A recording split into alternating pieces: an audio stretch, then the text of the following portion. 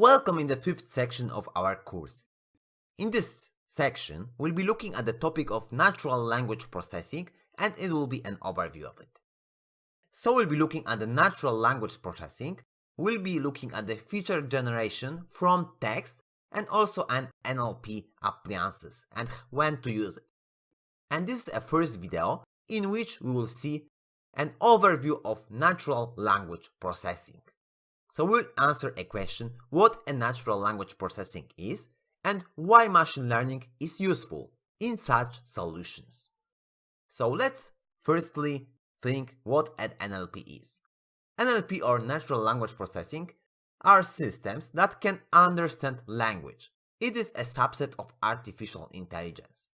NLP is an ability of machines to understand and interpret human language the way it is written or spoken.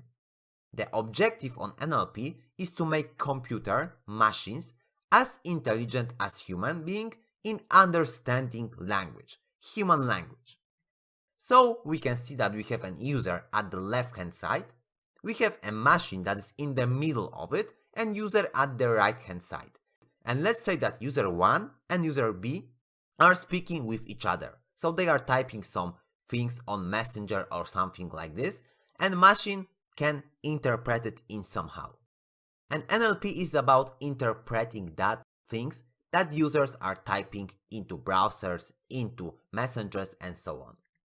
So goal of NLP is to fill the gap how humans communicate and what the computer understands.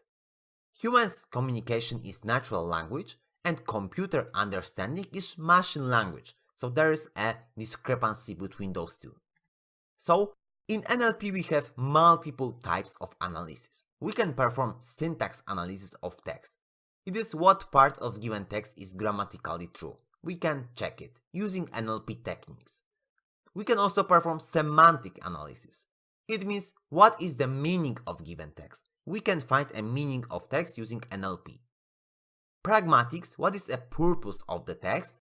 And NLP deal with different aspects of language, such as phonology, it is systematic organization of sounds in language, and morphology, it is a study of words formation and their relationship with each other.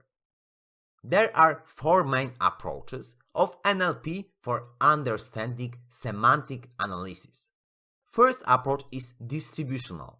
It employs large-scale statistical tactics of machine learning and deep learning. Second one is frame-based.